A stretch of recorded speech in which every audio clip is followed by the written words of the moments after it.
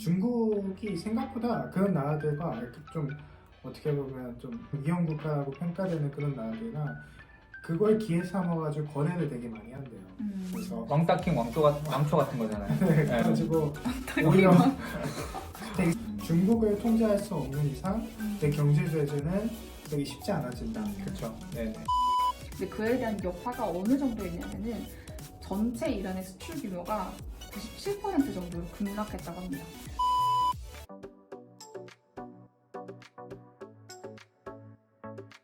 이게 이제 고강도의 경제 제재로 러시아를 압박하고 있는 그리고 서방 그리고 이에 대해서 아주 과격하게 대응하고 있는 러시아 이렇게 단기간에 걸쳐서 4단계에 걸친 이런 경제 제재로 세계의 안보를 지키기 위한 수단이 과연 될 수가 있을까 과연 얼마나 효과가 있을까에 대해서 지금부터 한번 얘기를 해보도록 하겠습니다. 지난 수십 년간을 되돌아보면은 북한과 이란 그리고 러시아에 가해졌던 경제 제재들이 많은데요. 그래서 2010년부터 2018년까지 이란에 가해졌던 제재들과 그 효력에 대해서 한번 이야기를 해보면은 이제 이란이 핵 개발을 중단하기를 요구하면서 세계 6대 강국들은 이제 이란의 석유 수출을 제한을 하고 이제 스위프트 접근을 차단하면서 엄청나게 고강도의 제재를 가했어요.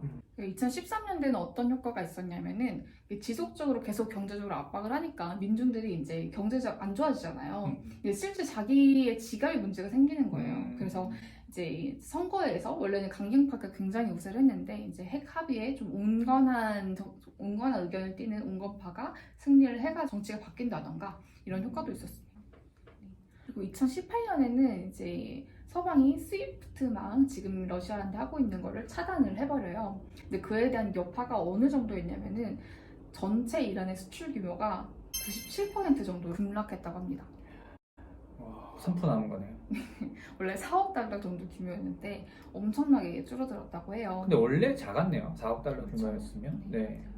근데 이에 반해서 북한에도 계속해서 경제 제재를 가하고 있는데 사실상 북한은 계속 달라지는 게 없다고 평가가 되고 있어요. 그러니까 이란은 지금 성공적이게 하고 있는데 북한은 그에 반해 성공적이지 못하다라는 의견을 볼 수 있는데 네, 이는 이제 좀 북한에게는 중강도 정책을 펼쳤을 뿐만이 아니라 그 뒤에 중국과 러시아라는 큰 백들이 있어가지고 미국이 제대로 대응하지 못하고 있다고 합니다. 맞아. 또 고강도로 해도 중국이 자꾸 도와주더만. 맞아, 바로 옆에 네. 있는 국가에서. 그래서 스위프트망에서 차단을 하더라도 중국이 이제 뭐 민생을 위한 거다 하면서 북한이랑 무역을 확대하기도 하고 이러면서 경제 제재 파괴자라는 그 닉네임이 쓰일 정도로 그러니까요. 네, 그런 것들을 미국이 제일 잘 막지 못했었습니다. 그래서 결과적으로 보면은 이제 북한은 경제 제재 그 기간 동안 가장 낮았던 성장률이 마이너스 1.1%에 불과하기도 하고 최대 외화 획득원이라고 하는 석탄을 수입을 차단하지 못한다던가 이 정도로 좀 중강도의 정책으로 계속 빠져나갈 구멍을 주는 거죠. 그래서 이런 네, 유엔의 고강도 제재 미실시 그리고 네, 이런 하실 말씀 있으시죠? 네. 사실 그 경제 제재 관련해가지고 네. 되게 그러니까 많은 독재자를 가지고 있는 국가들의 경제 제재를 많이 한다고 알고 있는데 그 경제 제재에 대해서 실질적으로 많이 효율적이지 못하다라고 얘기하는 또 하나의 이유가 중국이 생각보다 그런 나라들과 이렇게 좀 어떻게 보면 좀 안 좋다라고 평가되는 위험 국가라고 평가되는 그런 나라들이나 그걸 기회 삼아가지고 거래를 되게 많이 한대요. 그래서 왕따킹 왕초 같은 거잖아요. 네, 그래가지고 오히려 되게 싼 가격에 좋은 원자재 사고 뭐 그런 교류를 많이 해서 중국을 통제할 수 없는 이상 내 경제 제재는 되게 쉽지 않아진다. 그렇죠. 네네.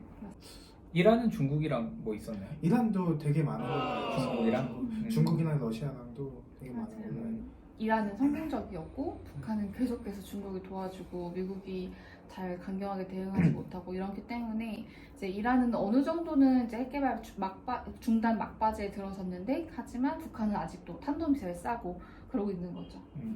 러시아의 경우에 대해서 한번 이야기를 해볼게요. 러시아는 크림반도 합병부터 계속해서 이제 제재를 가지고 있었는데 지난 10년간의 경제 제재를 받으면서 거의 한 연평균 1% 미만의 경제 성장률을 기록하고 있어요. 네, 근데 그동안 이제 러시아는 이제 어떻게 보면 계속해서 전쟁 전범 국가가 될 준비를 하고 있었습니다. 그래서 예를 들면은 해외 투자에 대한 의존도를 낮춰서 이제 서방 세계가 아닌 이제 새로운 시장이랑 이제 무역 기회를 적극적으로 모색을 한다던가, 아니면 중국과 아주 긴밀하게 협력을 하고 있죠. 또 지금 이 우크라이나 사태에서도 중국은 계속해서 러시아 편을 들고 있습니다. 그리고 또 스위프트 왕에서 배제될 것이라는 것을 어느 정도 예상을 하고 독자적인 국제 결제 시스템을 구축하기 위해서 지금 한 초기 단계 중이라고 해요.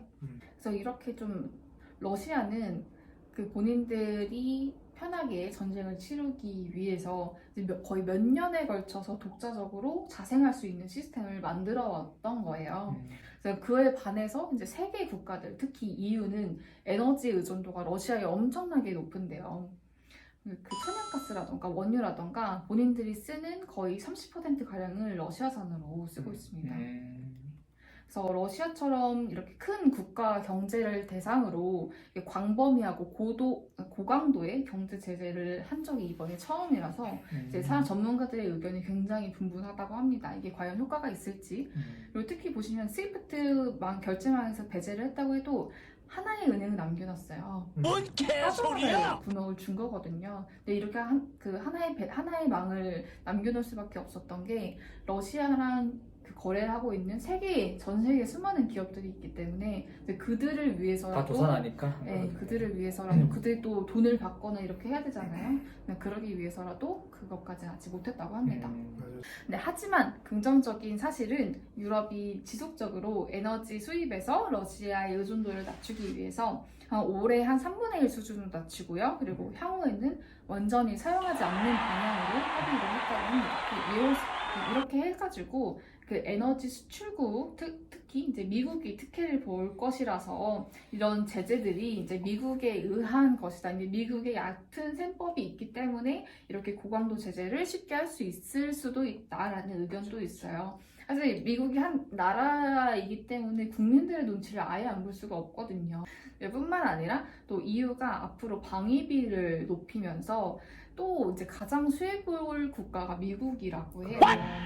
이제 미국이 이제 가장 큰 방위 사업체들을 많이 가지고 있잖아요. 특히 이제 로키드 마틴이라는 미국의 가장 톱 이제 방위 사업체가 있는데 이제 그들의 주가 추이를 보면은 러시아가 우크라이나를 공격한 이후로 한 20-30% 가량이 지금 올라 있는 상태입니다. 저 올 초에 샀죠.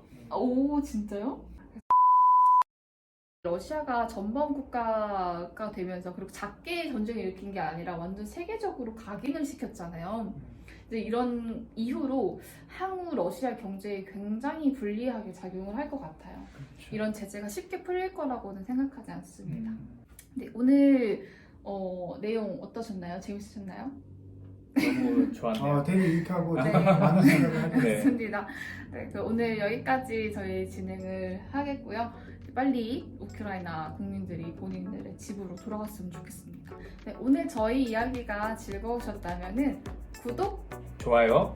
알람 설정 부탁드립니다. 부탁드립니다.